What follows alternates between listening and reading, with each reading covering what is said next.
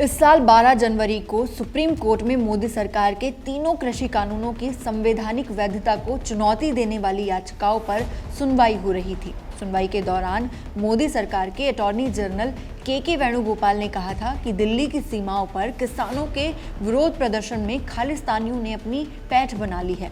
के वेणुगोपाल ने ये बात सुप्रीम कोर्ट के तत्कालीन चीफ जस्टिस एस.ए. बोबडे की अध्यक्षता वाली बेंच के सामने कही थी। वेणुगोपाल ने कहा था कि वो इस मामले में आईबी के इनपुट के साथ एक हलफनामा भी दाखिल करेंगे।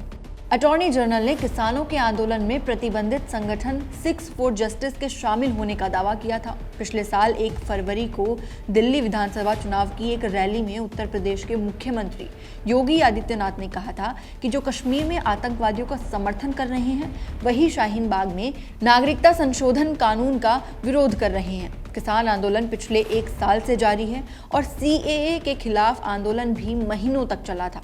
किसान आंदोलन में सिख किसानों की भागीदारी प्रमुखता से रही और सीएए एनआरसी के विरोध में मुसलमानों की बड़ी तादाद रही। सिखों को डर था कि मोदी सरकार के 3 नए कृषि कानूनों के कारण फसल औने पौने दाम पर बेचनी होगी और मुसलमानों को सीएए एनआरसी से डर है कि उनकी नागरिकता संकट में पड़ जाएगी।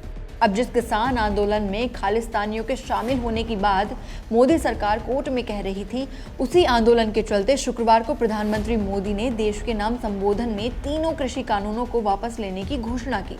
इस घोषणा का दिन उन्होंने सिख धर्म के संस्थापक गुरु नानक की जयंती को चुना। प्रधानमंत्री मोदी ने तीनों कानूनों को वापस लेने की घोषणा करते हुए शुक्रवार को कहा कि हम अपने प्रयासों के बावजूद कुछ किसानों को समझा नहीं पाए। कृषि अर्थशास्त्रियों ने, वैज्ञानिकों ने, प्रगतिशील किसानों ने भी उन्हें कृषि कानूनों के महत्व को समझाने का भरपूर प्रयास किया था, लेकिन सफलता हाथ नहीं लगी। कृषि कानून पर मोदी सरकार का ये रवैया बिल्कुल नया है।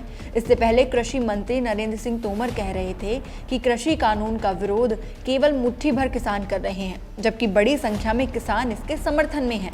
लेकिन पीएम मोदी की इस घोषणा से अब ऐसा लगता नहीं है कि मुट्ठी भर किसानों के नहीं समझने के कारण तीनों कानूनों को वापस लिया गया है।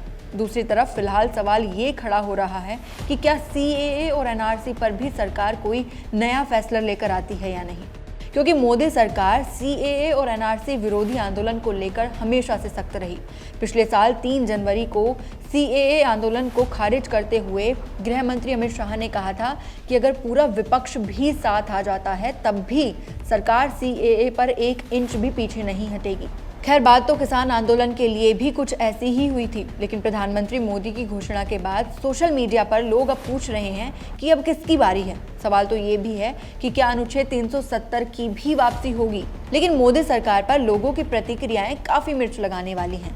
गुजरात सेंट्रल यूनिवर्सिटी में राजनीतिक विज्ञान के प्रोफेसर कहते हैं कि मोदी की नेतृत्व वाली बीजेपी के पास अब हिंदुत्व का बारूद खत्म हो गया है। कोई ऐसा काम नहीं है जिसका हवाला देकर वे कहें कि लोगों के जीवन स्तर में सुधार आया हो।